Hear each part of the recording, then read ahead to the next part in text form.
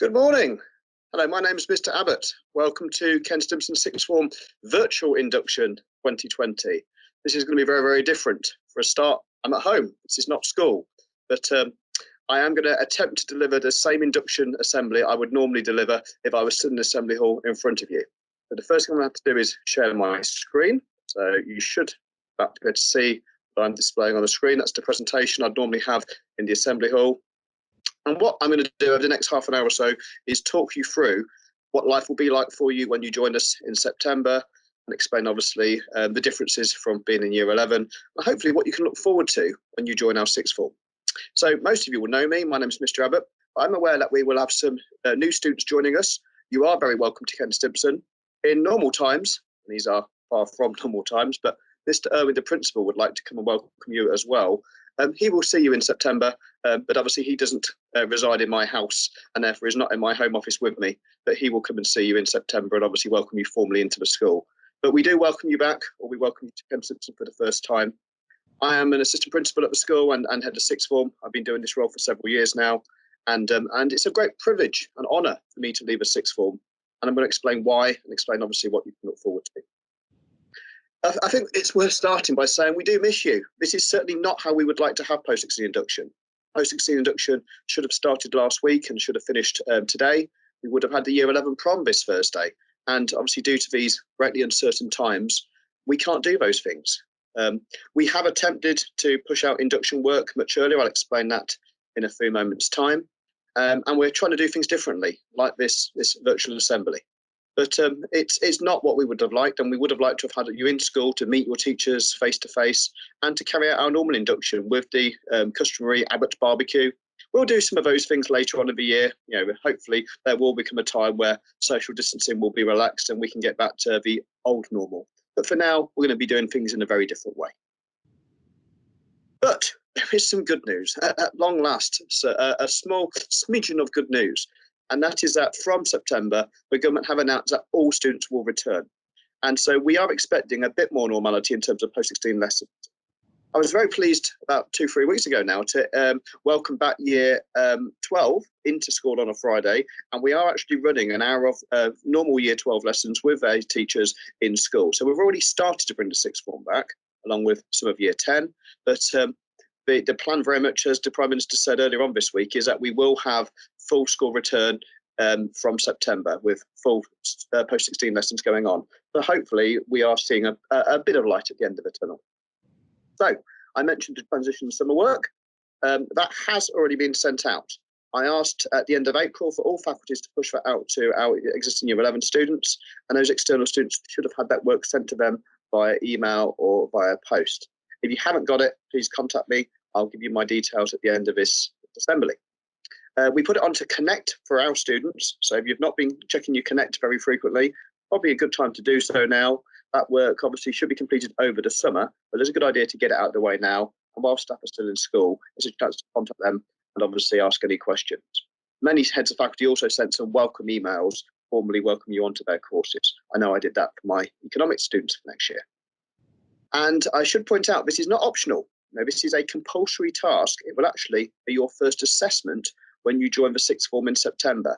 And so if you haven't done it, and there's not a very good reason for not doing it, then you may not be able to start those courses until that work is completed. Staff will expect you to bring that to your very first lesson. So if you're not sure, if there's a particular subject-specific question, email the head of faculty. If you don't know who the head of faculty is because you're new to the school, or you obviously don't know the sixth form staff, then email me and I'll obviously direct you into the right members of staff there. So this is very much a change for us, saying goodbye to Year 11 and welcoming you in as post-16 students. And post-16 is very different. It is very different in terms of your privileges, and it's also very different in terms of your responsibilities. In terms of privileges, we do have a sixth form common room and study room. There it is. In fact, actually, that picture's a little out of date now, because last year we put in brand new furniture as we moved to a new common room on the other side of the school. We do believe it's important you have your own dedicated space. Some sixth forms across the city don't have a dedicated common room, but we think it's important for you to have that space where you can chill out, where you can obviously do some quiet reading, During lesson time, it is obviously a space of work. Okay, it is a space for reading or for small group work. And obviously, the picture on the bottom left here shows our dedicated sixth form study room. And these are dedicated for you. I regularly fight battles with other members of staff saying, oh, can I just use the study room as a computer room just for one lesson? The sixth formers won't mind. And I'm very clear, you will mind. This is your space, and these rooms are dedicated for your provision. We're not going to kick you out. These are dedicated post-16 spaces for you to use. So alongside your dedicated spaces, you're also free to leave the school site. That's very different compared to being in lower school, from even up to year 11, where you must stay on school site throughout the day. It should be at a social time zone, and you must sign out. Okay, we shouldn't be having people just going off site without signing out. That obviously is a major fire risk. And as I say, social times only. You shouldn't be nipping out to Tesco's during a lesson time. As I'm going to tell you throughout this assembly, there is no such thing as a free lesson. You are very much here to work. Okay, this is not a holiday camp. And in year 13, we actually extend that ability to leave the school site to what we call earned autonomy. So year 13 students can study at home. It may be this year we extend that to year 12 in these different times due to the COVID regulations. We may obviously need to free up more space within the post-16 areas and therefore extend that privilege. But the reason why we ask year 12 to study in school is because we believe you need to adapt from being a year 11 student, where you have 25 lessons a week, to being a post-16 student, where you do have non-contact time study lessons and therefore need to get into those good study habits. You have your own dress code. I'll explain that in a moment as well. And you saw me at the moment before I went into this, sharing my screen here, delivering the slides. You saw me sat in my home office in a suit and tie.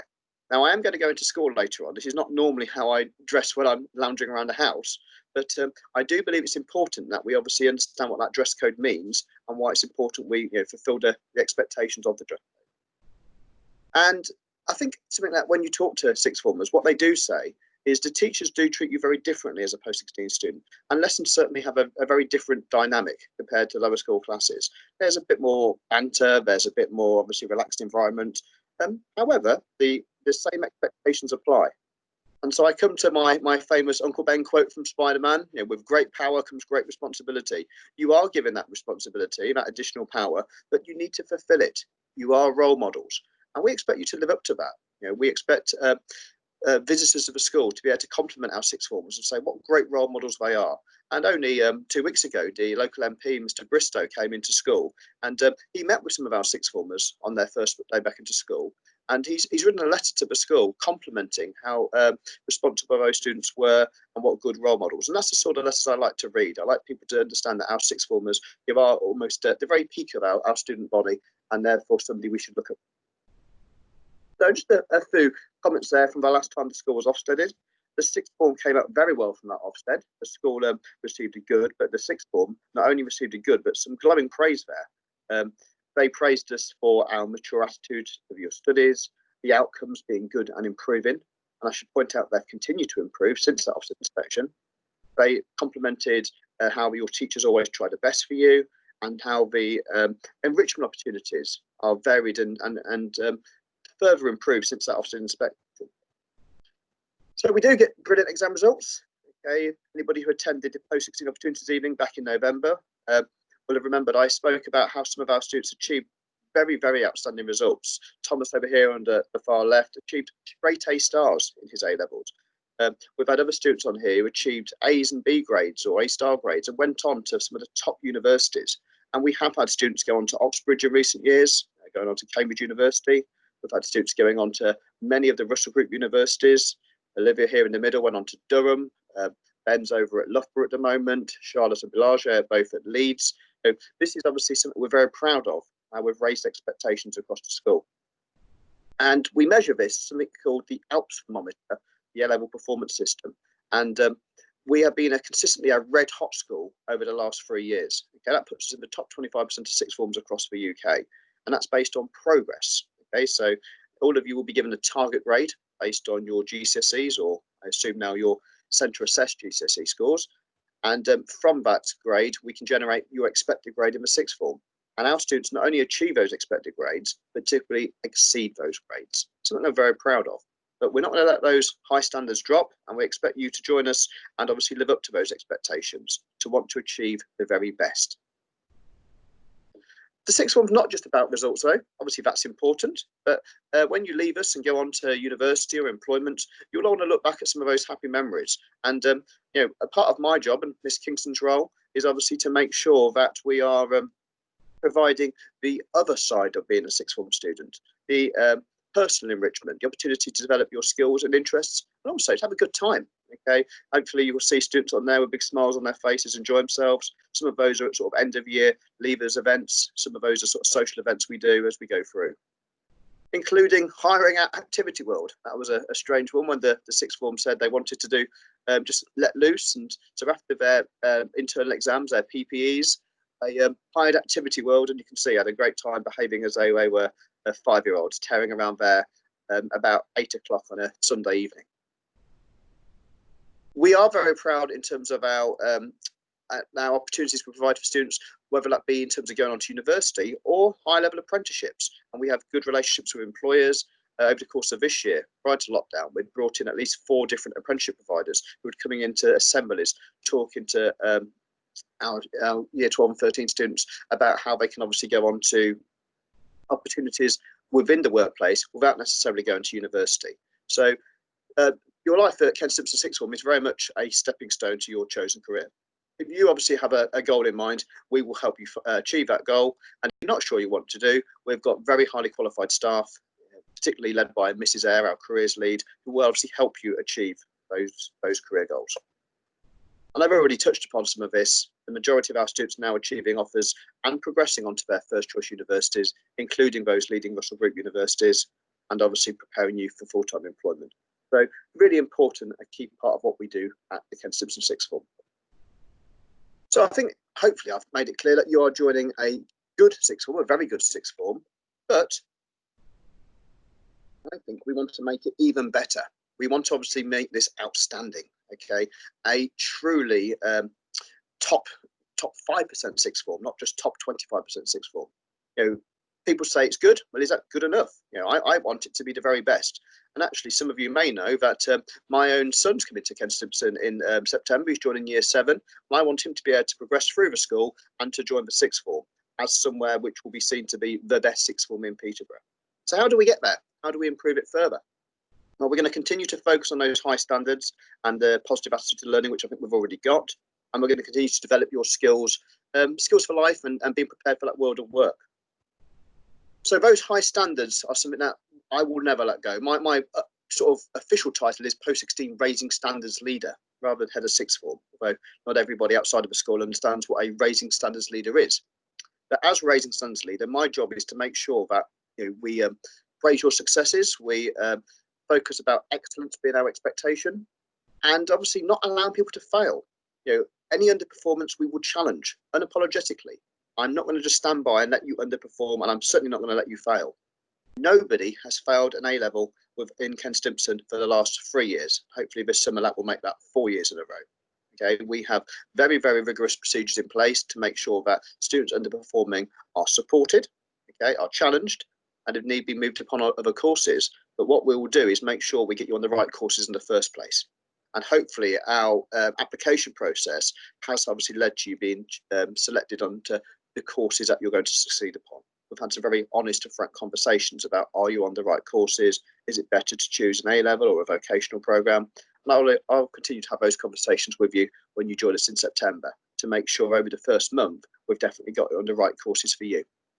I'll just make that final point about unapologetic challenge. If you are wanting an easy life, I've used the phrase, this is not a holiday camp, then I'm sorry to say you probably better apply to somewhere else, because this is somewhere where we do challenge underperformance and do expect you to achieve the very best. And your teachers will work with me as a team to make sure we do that. Okay. If you're as ambitious as I am for you, I'm determined to succeed and want to go on to the top universities or get a top job, but obviously you're in the right place. So what do we do next? Well, I've already made you unconditional post-16 offers. I'll make it very clear those aren't dependent upon the results in the summer. I base those based on your teacher predictions from March, or for those external candidates based on references from other schools. And so the courses that you've received offers for on the letter I sent in March, you obviously have now got a place on. But because we haven't done formal exams this year, you do need to prove that you deserve to be on those courses. And over the first month, obviously, we'll review that with your teachers. That's why the transition work, that summer work you've already been set, is so important. It proves to the teachers that you do have the academic ability and the work ethic to be on those courses. Okay, just to comment about next year, you do obviously need to achieve a grade D at AS if you're obviously doing the AS component of the course. Remember, some courses still have a 1-year AS course followed by the 2-year A level. Some courses are just straight 2-year A levels. Again, your teachers will be able to explain to you the style of course you're on. But if you've done the AS exam, you need at least a grade D. And if not, in the end of year tests, a grade D to prove that you've got the ability to go on to the second year of the course.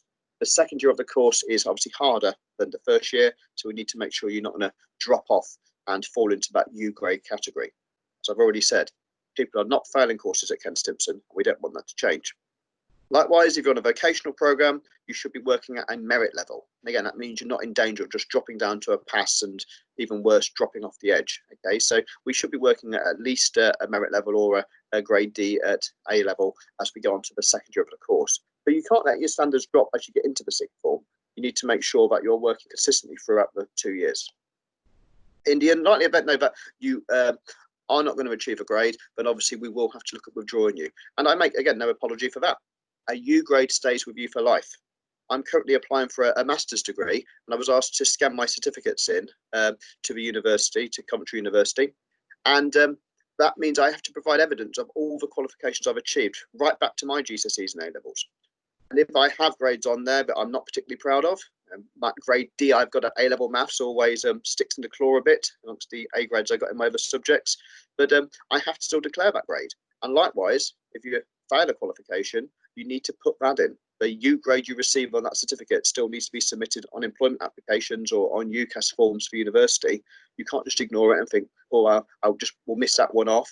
We have many students who contact us and ask the exams officer, I've lost my certificates, can you tell me my grades? And we have to tell them that we actually got a U grade in this subject, or you've only got an E grade on that one. And they say, oh, well, do I need to declare that? And the answer is yes. So we don't want anybody failing subjects and having to obviously risk their future employment opportunities by declaring those U grades. We need to make sure that everybody's going to achieve their very best. Okay, just a few comments about timetables. Okay, we do recommend that you choose 4 subjects in year 12. Okay, and if anybody's not achieved GCSE English or Maths at grade 4, okay, then you must resit that. That is a legal requirement, not just a school policy. Some universities want a grade 5 or even a grade 6. So if you have an idea on a particular university that you'd like to go to in a couple of years' time, it's worth just thinking about that now. Because what I wouldn't want is for you to apply in year 13 and get a rejection because you only got a grade 4 in English, right back in year 11. You just need to look at where you're going in the future and what grades you'll need. But if you haven't got a grade 4, then you must resit English and Maths. And there are dedicated post-16 resit groups on the timetable for that. Some students may convince me that they're just going to start with 3 subjects. So I do think that's a bit high risk because many of you will be picking up brand new subjects. And if you've got a 4th option, you've always got one to fall back on, one that you could drop and focus on the other 3 into year 13. Nobody in year 13 does 4 subjects. Okay, they focus on the final 3. But in year 12, I do think it helps to keep your options open. But it may be that you convince me that you do have a set career plan, you know exactly what you're doing, and you only need 3 subjects for that. I would then encourage you to do an academic enrichment. At the end of this induction assembly, I will go through what some of those academic enrichments are. We also put a careers lesson onto your timetable. 1 lesson a week. We don't do that all the way through the year, but certainly in the run-up to Christmas, Mrs. Eyre meets with you on a weekly basis. And those lessons are very much driven by you. You tell Mrs. Eyre, obviously, what speakers you'd like her to bring in or what topics you'd like to cover, but she tailors that programme to make sure that you obviously are guided clearly into your chosen pathways, whether that be university or higher level apprenticeships or into employment with training. Okay, I just want to talk about why I'm dressed in a suit. Okay, I am going into school, as I say, but I've deliberately put my suit jacket on, even though it's fairly warm in my home office on a summer's day, and that's because I want to get into work mode.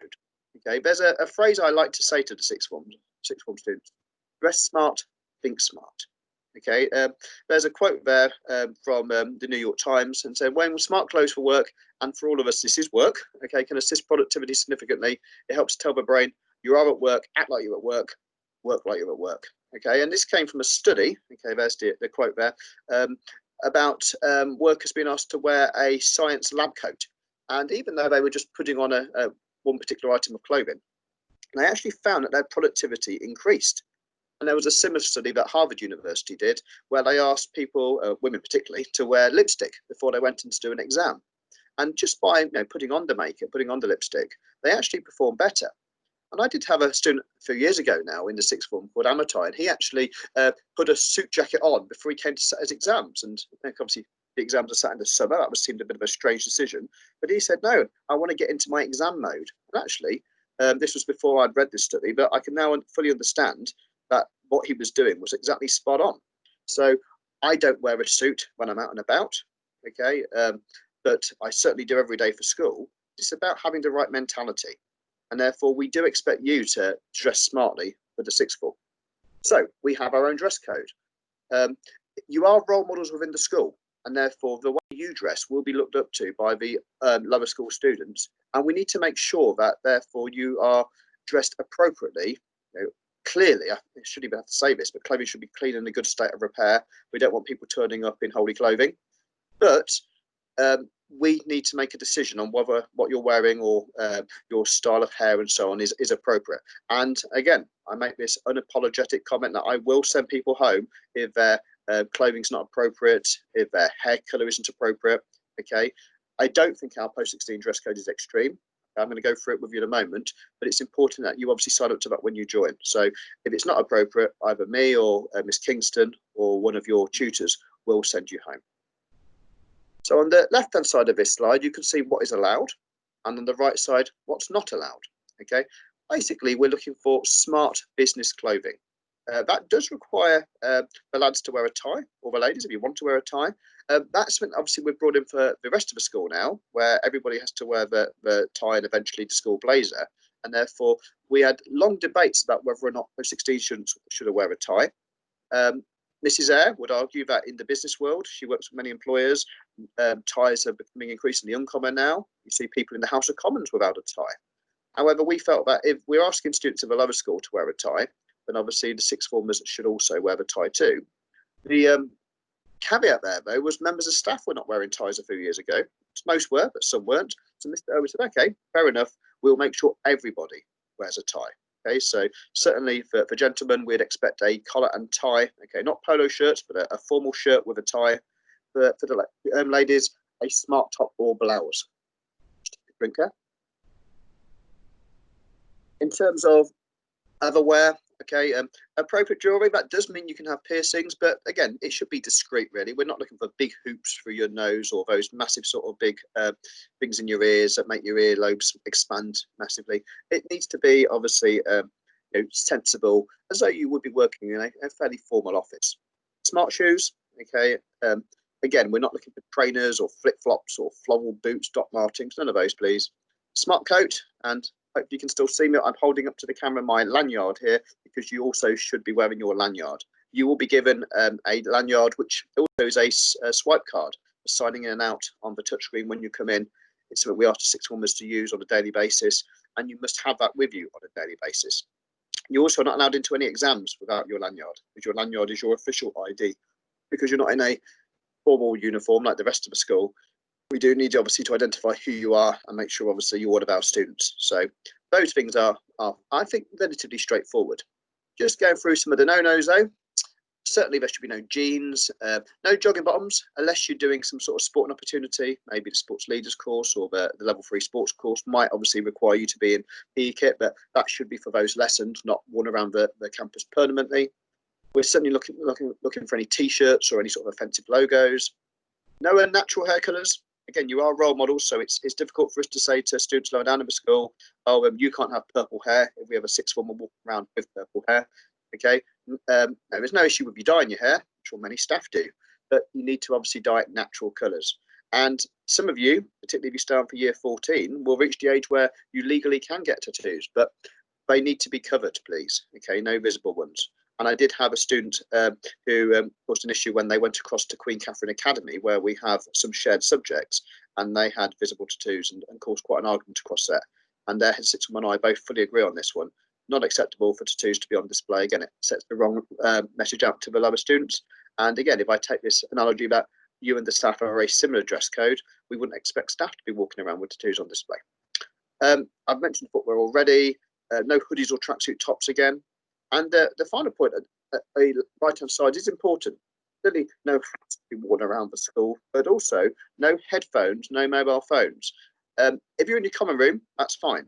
But walking around the school with wires on display or with your face stuck in your phone, it's a really, really poor example to set to the lower students. I'd also hold the staff to account. I wouldn't expect the teacher to be wandering around the campus with headphones in or their Big Beats headphones on, nor would you. And likewise, I wouldn't expect members of staff to be wandering around on their phone or having music playing. Okay, so just take on board the dress code. Okay, embrace it. It does allow for some significant amount of individuality and personal expression. Many people will interpret that in different ways. We have some lads who like to wear a full suit. They really like to dress up, to be joining the sixth form. We've got some very, very smart students. Some students are a little bit more informal, but still within the confines of the dress code. So obviously do make sure that when you buy the clothes for September, you're buying things on the left-hand side of this and not obviously wearing your casual clothing, which will be on the right side. Just before I move off, obviously in the summer, people try and relax dress code, but they shouldn't do. It still should be formal. We may decide to relax the tie rule, but we're not expecting to see beachwear, strappy or low tops or shorts and so on. And I've got some examples on here, and I have issued these before the taster day of what people should be generally looking to. Unfortunately, I haven't got any of our students. We plan to get some of those pictures taken before the end of this term, and of course haven't been able to do so. But these are examples from the internet of students who would be deemed in suitable post-16 dress. And I say some of these are very, very formal. We've got the group of lads here in very sharp suits. Over here, perfectly still acceptable. We've still got the tie on, okay, just under a more casual jumper, okay. But again, I'm looking at the smart shoes and the smart trousers, okay. So we've got from the very smart blazers here to the slightly more casual looking, but still within the dress code. A couple of other things I should say in terms of our expectations, how we're going to make this sixth form outstanding. You need to be attending on time and at least 90% of lessons. I actually think 90% is very low. Okay, many of you know I manage attendance with the attendance officer within the school. That's why I'm in a suit, because in the next hour I'm going out to do some home visits into the community. But any student below 90% for year 7 to 11, you would have been pulled in for a meeting with Mrs. Blackledge to discuss your low attendance. It is the sixth form policy, though, that anybody with below 90% attendance will be made parental entries for exams. But that allows you to miss one lesson in every 10. And actually, I think that should be far, far less than that. There will be occasions where you obviously need to miss lessons, but it should be very, very rare. And we certainly shouldn't be booking driving lessons or doctor's appointments during lesson time. I'm not allowed to book my dentist appointments during lesson time. I obviously have to make those outside in the school holidays. I would be expected to be in school every day. So should you. Okay, if you have a study lesson, you should be using it for study. So hopefully there won't be any issues regarding attendance, and likewise punctuality. I expect you to be on time or even early for all of your lessons and other commitments. Okay, this is not a holiday camp. In terms of preparation, okay, just a few thoughts about what you may want to be getting over the summer. There's that famous quote from the military: "Proper preparation prevents poor performance." I think they had another P in. I won't know because this is obviously a formal assembly. But you should be making sure you've got basic stationery. Okay, particularly in these COVID regulation times where people should not be sharing equipment. So make sure you're fully equipped. By that, I'm talking about pens. I'm talking about a calculator for most of our subjects. I'm talking about making sure that you have probably a pencil case with that equipment in, rather than just shoving a loose pen into a pocket. You will need course folders. Okay, with your personal learning checklist. For a business teacher, PLC is a public limited company, but in school, it's a personal learning checklist. And that's basically your review of everything you need on the syllabus. And that should be at the front of all your folders. Your teachers will clearly give you that in September, if it's not already in the induction packs, and explain obviously what you'll be covering throughout your modules. You also should be bringing your assignments into school as well. So if I were to be doing a learning walk into the sixth form, I should be able to pick up one of your course folders and obviously look through the work you've been doing. I shouldn't be asking, "Where's your work?" "Oh, it's under my bed, sir," or "It's shoved in a locker." Okay, get yourself organised. Organised students are those who are most successful. I mentioned the calculator where necessary, but in many post-16 subjects you certainly need it. You can't use your mobile in the exams, and therefore don't try and use your mobiles in lessons. Some subjects will require a textbook, not all, but obviously it depends upon the individual subject. And do talk to those teachers about anything they require. Hopefully they've obviously specified that in those induction packs that have already sent out. If you're not sure, email those new teachers and I can clearly give you advice on who they are. We do expect you to make the very best use of that study time. Okay, if you have 4 lessons on your timetable, each being 5 hours a week, you'll then still have 5 hours of study time. One of those may be your career session, okay, but even then, that's still 4 hours of lesson time when you won't have a teacher in front of you. And I don't expect that time to be wasted. Okay, that time needs to be where you obviously look at doing your homework or doing your wider reading, preparing for future lessons, what we call flipped learning. It certainly shouldn't be watching YouTube or Netflix or checking social media. Okay, that's not productive study. Okay, we need you to be using that time appropriately. Some of you may decide you can still listen to music on your headphones while you're reading. Okay, I personally like to read in silence, but that's personal choice. But I would expect you to be using that study time. And if I were to be popping in, or Miss Kingston pops into your study room, I would expect that to be a place of work. So those expectations for non-contact lessons, okay, I need to make this point very, very clear. There is no such thing as a free lesson. That's not for teachers. Where we don't have teaching lessons, we're called planning, preparation and assessment, PPA time, or leadership and management time. It doesn't say free on our timetable, and it won't say free on yours. It will say study time. Okay? So don't get into this poor mindset of saying, I've got frees. If I say, what have you got Friday afternoon? I've got free, sir. No, they're not frees. They're study lessons, and you're going to use them as such. In terms of use of the study room, please no eating. Okay, we don't want smelly kebabs or McDonald's food bringing in there, or Domino's pizzas. That's for the common room. The study room needs to be kept, as a place of work, and therefore no food or drinks in there, please. And I've mentioned this idea of earned autonomy already. Okay, earned autonomy is obviously the ability to study off-site. We extend that right to year 13 and 14 students, but it needs to be earned in year 12. You need to prove to us that you are keeping up with your homeworks and assignments and doing well, not falling behind, not risking those U grades, and therefore we will extend that right to you later on in the year.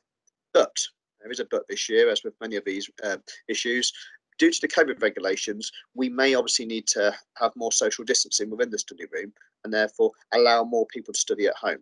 But there will still be some people who will need to study in school because they're underperforming. So if you have a poor attitude to learning, you may be one of those. So if you want me to be able to convince Mr. Irwin to offer all of the sixth formers earned autonomy, then you need to make sure that everybody's getting it right from the offset, because there may be some students who are going to be supervised in the study room because they prove that they can't obviously keep up with their assignments or they're falling behind. Don't let that be you. Just a few points about work outside of lessons. This is one of the big differences. That slide saying goodbye to year 11, welcome to post 16.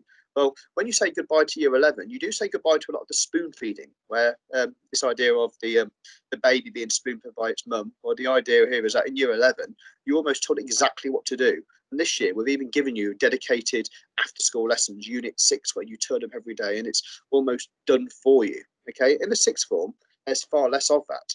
You need to take responsibility for your independent learning skills. You will have an expectation that you should be doing about an hour outside of a lesson for every hour you have in the lesson. So that's 5 hours per week per subject, okay, over 4 subjects. That's an extra 20 hours per week of outside learning. And it's not all homework. Don't think you'll get 5 hours of homework per subject, but it could include background research. It could include reading ahead, going over lesson notes, finding questions that you might want to ask the teacher in future. But it certainly should be really dedicating yourself to those subjects.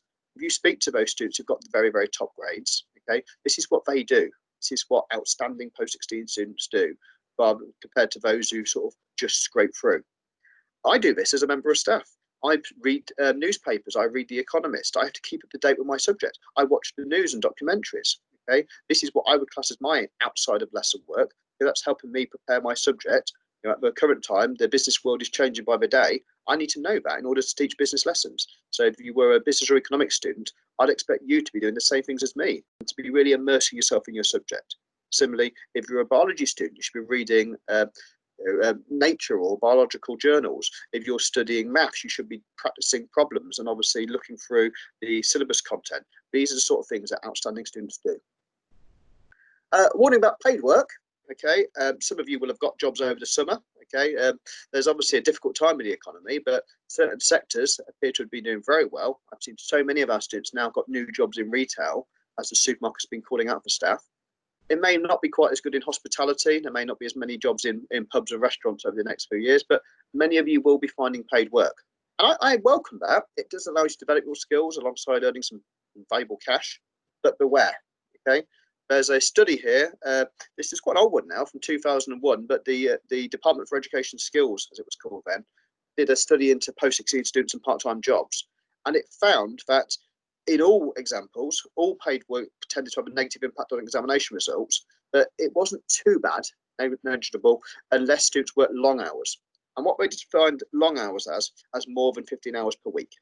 Okay, so I would suggest if you're working maybe half a day on Saturday, all day Sunday, Thursday night in town, that sort of shift pattern, that will be about 15 hours. We do have some students, though, who work far more than that.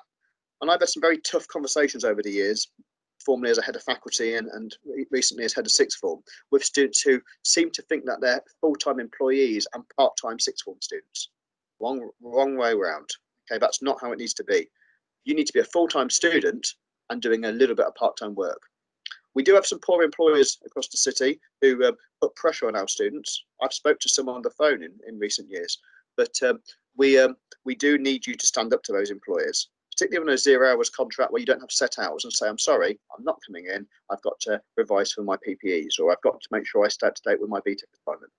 In year 13, the recommendation is students work no more than 10 hours per week. And again, what tends to happen is as people need to pay for driving lessons and the extra financial costs that they get as they get older, going out, I suspect, on a Saturday night, they want more money, not less. But I'm afraid students who obviously get the priorities wrong are those who are in tears on results day, and I'm discussing whether or not they need to come back for another year in the sixth form or change their university plans. I'll say this at the very outset before you start the sixth form. Focus on your studies. The part-time work can come obviously as a secondary consideration, not your first choice. However, okay, it isn't just work that you can do alongside your studies. You can also take advantage of the wealth of extracurricular opportunities we have. So I've already mentioned the careers lesson. We call that Your Futures, okay? And Mrs. Eyre leads those. But we also obviously expect you to do other things. So the expectation would be that if you're doing just 3 subjects, okay, and this includes in year 13 as well, you may pick up one academic or a personal enrichment activity. And we encourage everybody, even if you're doing 4 subjects, to try and think of other things that you can do. Because when you're applying for UCAS or when you're applying for employment opportunities, you really need to sell yourself as a student and what skills that you've obviously developed. And those skills don't just come from in the classroom. They come from all the things you do outside.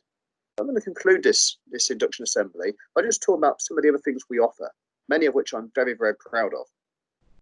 So this year, we haven't had work experience for obvious reasons, but the normal plan is to do 2 weeks of work experience at the end of year 12.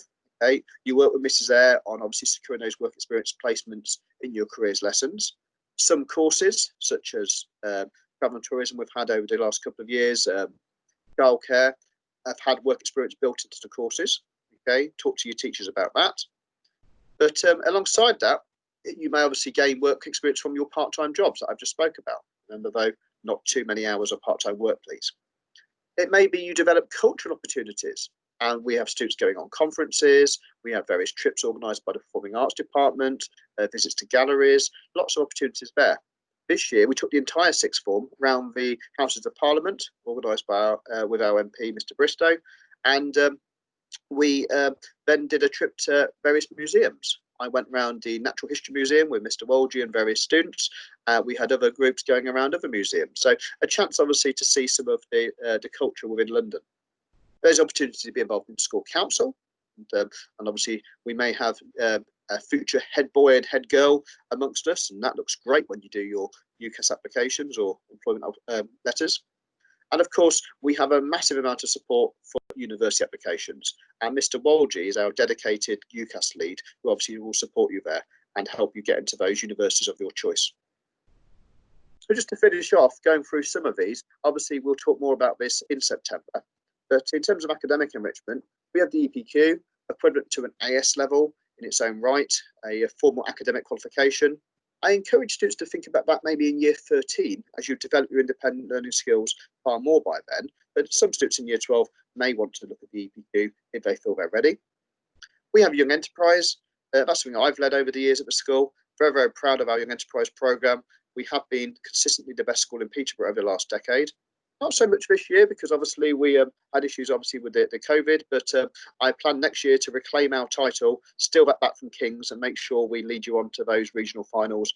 And a few years ago, we actually got to the national final, one of the best 15 teams in the country. So we have a real strong reputation with the Young Enterprise programme. Similarly, we're building our reputation with the mock bar trial. I think this year will be the third year that we're going to be taking part in that. That's another thing that I'm really proud of. Mrs. Mayfield has led on that, and I've supported her as her minibus driver when we've gone down to Nottingham Magistrates Court. Really, really good opportunities to take on the role as barrister or a member of the jury. I attend purely because I enjoy sitting in the audience and watching those mock bar trials. It's great entertainment, but it's incredible how those students take on complex legal cases and argue and debate. So I'd encourage certainly law students, but more so any students to get involved in that as well. Duke of Edinburgh, Mr. Malarkey is looking to roll out. I know he has started that this year. Again, COVID has obviously caused some issues there. Social distancing doesn't make camping too easy, but I know that the plan is to step that up next year, and hopefully we'll be able to introduce that again. Mr. Norman leads on the Arts Award through the Performing Arts faculty, and many of you may want to get involved there alongside our incredibly successful school productions. We were looking at doing Aladdin this year. That's obviously had to be paused, but I'm sure when time allows, we'll obviously be able to pick it up again. Mr. Gray has led the Level 2 Sports Leaders Award. I did the equivalent to that Level 3 Community Sports Leaders Award when I was in the sixth form. And the ability to gain leadership skills and organise events and do some coaching, that's a really, really good opportunity for you as well. Attending higher education events, such as public lectures and going to university open days. We will take you to some of those. We would have taken you to Lincoln University, part of post-16 induction. Fortunately, obviously, we're not going to do that now, but we'll certainly look to do that in the new term. Last year, we took students around Nottingham University. I took students to public lectures in London and at Loughborough and at Warwick. So we've got a really good enrichment opportunities there. In terms of personal enrichment, we will need a head boy and head girl within the sixth form. Okay, who's that going to be? Could be you. Student ambassadors for various subjects. So the performing arts department certainly need performing arts ambassadors alongside sports and languages and tutoring ambassadors. Many of you may want to join the post-16 committee. That's more of a social committee. The school council, who are led by Mrs. Purdy and Mr. Irwin, the principal, they clearly focus on the more academic issues, the more wider school issues. But the post-16 social committee will organise your leavers event, any sort of social events. We haven't seen too much in recent years, and I'd like to see far more of it. I've regularly said to the sixth form, if you want me to drive a minibus to Alton Towers on a Saturday, just let me know. But so far, people haven't really taken me up on that. But I'd like to see a group of students really seize the opportunity to make social opportunities happen. Again, we need to abide by COVID rules, and obviously some of those may not be possible early in the term. But when time allows, we want to obviously really step up those social events. So again, you look back at your time at Ken Stimpson as one that you had a smile on your face and are not just achieving a decent set of exam results, but real happy memories that you can live with for life. Work experience I've already mentioned, really important, obviously for certain jobs as well. They expect you to gain some work experience before you apply. And charity work and volunteering. Again, take that opportunity in the sixth form. Make yourself really stand out when you apply for those jobs in universities. This year, the National Citizen Service obviously has been sort of curtailed because of the COVID pandemic, but it is possible to still do NCS when you're in year 12.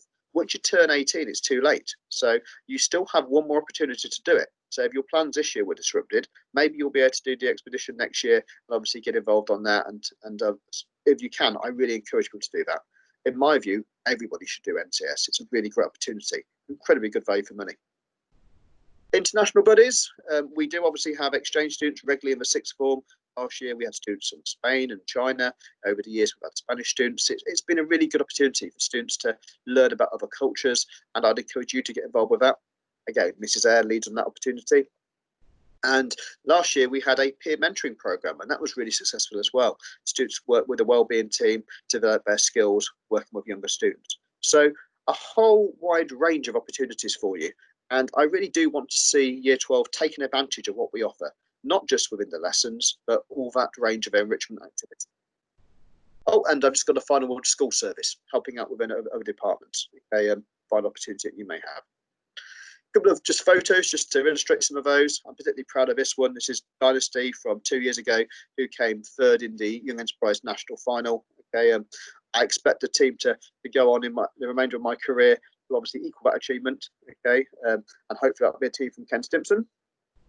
And that's the mock bar trial from Nottingham Magistrates Court. We took that just before we were about to leave, hence why they're all in their coach. But a chance obviously to compete in a real courtroom. To finish this off, obviously we're looking ahead to GCSE Results Day. There will still be one. Okay, there was some talk this year about whether or not we'd have the results day.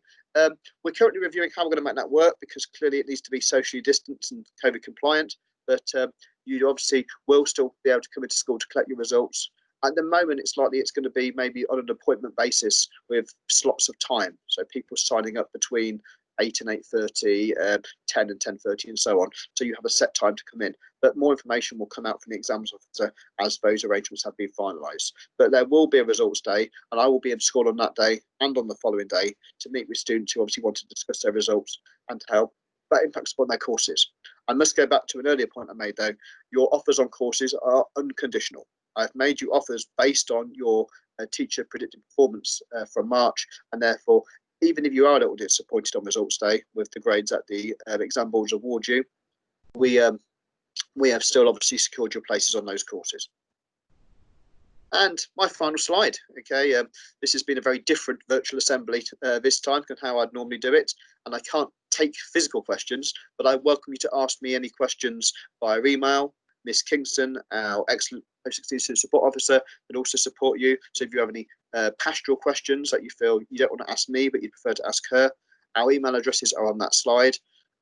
Our virtual doors are always open. Okay, I am receiving many emails, hundreds of emails a day at the moment, and I'll do my best to reply very quickly to you.